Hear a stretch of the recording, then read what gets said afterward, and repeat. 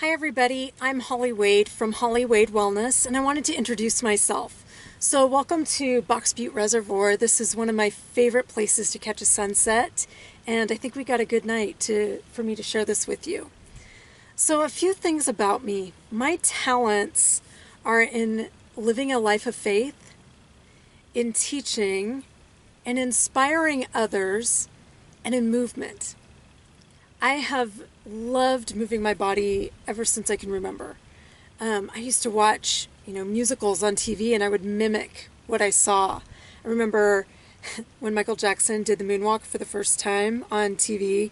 I remember I was in about maybe second, third grade, somewhere in there.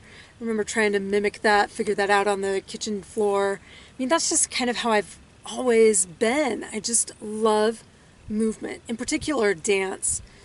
But even in high school, I was an athlete and I would just work at getting that kinesthetic down and just getting that continuous feel for how to execute my shot or how to execute my hit in volleyball or sets. Whatever it was, I just loved really fine tuning and figuring out those nuances. My passion is healthy lifestyles. And I've been interested in that for a very long time. I remember as a kid cutting out salt because I knew that that was hard for heart health, that would impact heart health. And what kid does that? I mean, I'm talking like I was 10. What kid does that? Apparently me. But that's one way that I started to really inform myself about health and a healthy lifestyle. Now, along the way, I also became misinformed and have had to unlearn and relearn an awful lot of things and sift through the misinformation that is out there, because there's a whole lot of that too. There's a lot of great information and really good people. There's also a lot of misinformation that we have to sift through, and I've had to do that. See, in 2004 I was diagnosed with Crohn's disease, and so I know and understand what it is like for your body to ache so much that no matter what you do, you can't find relief. Or to be so incredibly exhausted that you can barely get out of bed. Even if you slept like 14 hours, you wouldn't feel rested. Or just walking, putting one foot in front of the other, takes all the effort that you have, takes all the energy that you have. I know that feeling of burnout when you walk into your workplace and you hit a panic attack. And you don't know when you're going to get your next break, but you can't wait until you do. And that was with a job that I loved, and I still hit burnout.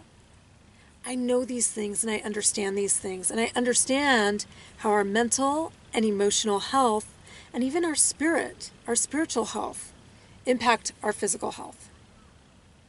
I used to be a hit it hard girl. I used to do, kickboxing and cycle. I would teach like 5 classes a day, thinking that I was all that, thinking I was a beast. And I loved hearing people say, "Oh my gosh, you're such an animal. Oh my gosh, look at you." I was killing my body, and I was in my 20s. I'm not a hit it hard girl anymore. I'm all about nurturing my body, nurturing my soul, nurturing myself, and doing what I can so that I feel good, because this vessel that I get to live in is a tremendous gift. It is the only thing that really matters in this entire life. It's our main asset. It is the one thing that is always, always, always ours. And so it's really important to me that I take care of it, that I take care of myself, that I take care of this gift of life, because if I don't, I have nothing to really offer. So I'm a truth teller. And I'm about getting down to the root of what's really going on, because until we take that really courageous journey inside to figure out who we really are and what we're really about and how we want to really serve, we're living a lie.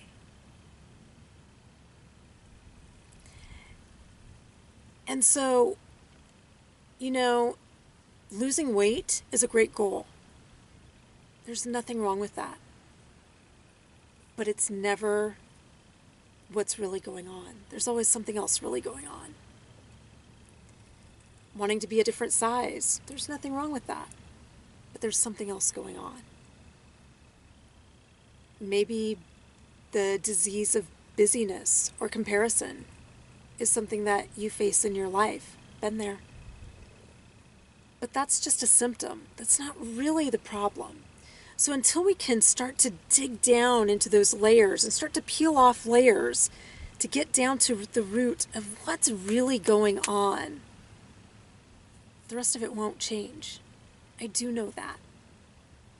See, I was telling myself a bunch of lies and trying to people please and not let other people worry about myself and worry about me.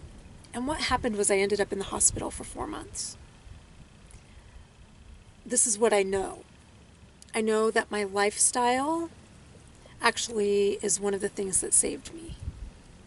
I know that it wasn't my time yet, and I don't know how else to explain it, other than I just knew that I was fine, even though my doctor said I didn't have another day and that I got there just in time.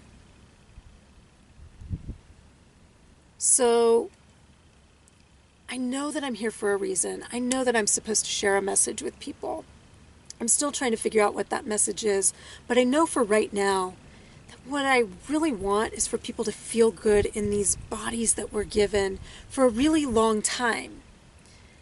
And I really want to help women because women have this wonderful gift of nurturing and taking care of other people. We're really good at taking care of other people and other things. That's our gift to this world. It's an important thing. It's an important thing that we give and that we offer. But we often forget to take care of ourselves. And that's what I want to help us do. Because when we start to take care of ourselves, start to get real with who we are, then we are giving fully to this world, to the other people on this planet. And here's the thing, an awful lot of people care about you, and your life does matter to an awful lot of people. So if you're not willing to take care of yourself, that's a ripple effect. I'm just going to leave you with this last thought. Just consider this. Close your eyes for a moment. Think about kids or grandkids in your life.